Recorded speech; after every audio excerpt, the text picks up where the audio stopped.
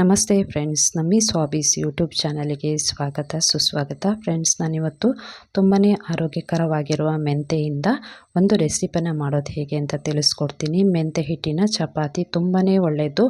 ಸಕ್ಕರೆ ಕಾಯಿಲೆ ಇರುವಂತಹ ಪೇಷಂಟ್ಗೆ ಇದು ರೆಸಿಪಿ ತುಂಬಾ ಒಳ್ಳೆಯದು.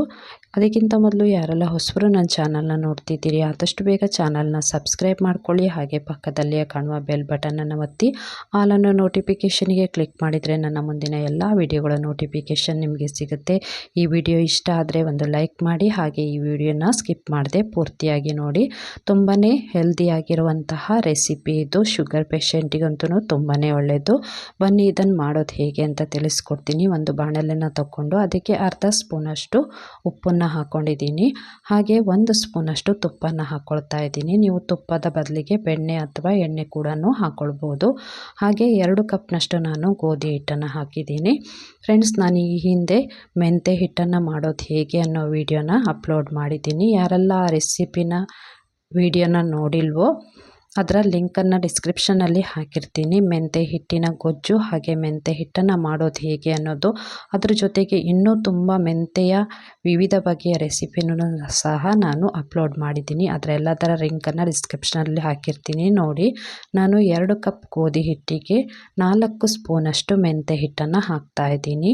ಬರೀ ಗೋಧಿ ಹಿಟ್ಟಿಂದ ಚಪಾತಿ ಮಾಡಿಕೊಂಡು ತಿನ್ನಲಿಕ್ಕಿಂತ ಈ ರೀತಿ ಗೋಧಿ ಹಿಟ್ಟಿನ ಜೊತೆಗೆ ಮೆಂತೆ ಹಿಟ್ಟನ್ನು ಮಿಕ್ಸ್ ಮಾಡಿ ಚಪಾತಿ ಮಾಡೋದ್ರಿಂದ ಆರೋಗ್ಯಕ್ಕೂ ಒಳ್ಳೆಯದು, ತುಂಬಾ ರುಚಿಯೂ ಸಹ ಆಗಿರುತ್ತೆ.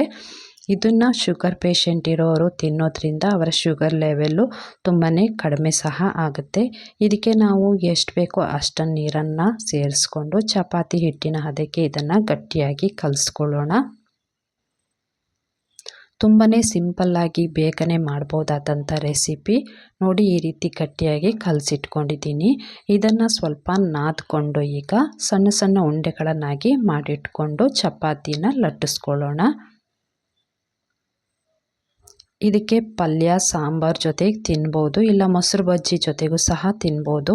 ಮೆಂತೆ ಹಿಟ್ಟಿನ ಜೊತೆಗೆ ನಾನು ಕೆಲವು ಮಸಾಲೆ ಪದಾರ್ಥಗಳನ್ನು ಹಾಕಿ ಪುಡಿ ಮಾಡೋದ್ರಿಂದ ಚಟ್ನಿ ಮತ್ತು ಸಾಂಬಾರಿನ ಅವಶ್ಯಕತೆ ಇರಲ್ಲ.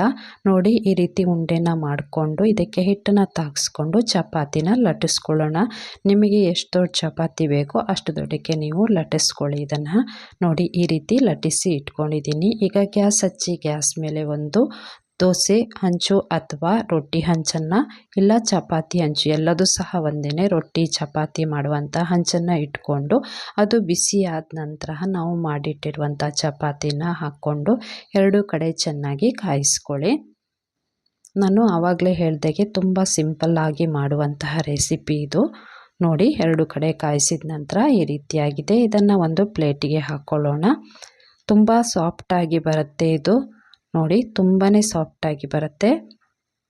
ಇದಕ್ಕೆ ನಾನು ಒಂದು ಪಲ್ಯನ ರೆಡಿ ಮಾಡಿ ಇಟ್ಕೊಂಡಿದ್ದೀನಿ. ನೀವು ಕಾಳು ಪಲ್ಯನಾದರೂ ಮಾಡ್ಕೊಳ್ಬೋದು, ಇಲ್ಲ ಚಟ್ನಿ ಜೊತೆ ಮೊಸರು ಬಜ್ಜಿ ಜೊತೆ ಸಹ ತಿನ್ನಲಿಕ್ಕೆ ತುಂಬಾ ರುಚಿಯಾಗಿರುತ್ತೆ. ಈ ವಿಡಿಯೋ ಇಷ್ಟ ಆದರೆ ಒಂದು ಲೈಕ್ ಮಾಡಿ. ಹಾಗೆ ಆದಷ್ಟು ಈ ವಿಡಿಯೋನ ಶೇರ್ ಮಾಡಿ.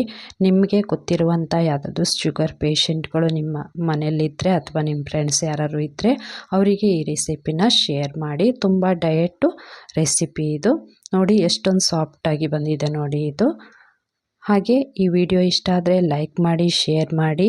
ಆದಷ್ಟು ಬೇಗ ನನ್ನ ಚಾನಲ್ನ ಸಬ್ಸ್ಕ್ರೈಬ್ ಮಾಡ್ಕೊಳ್ಳಿ. Thank you.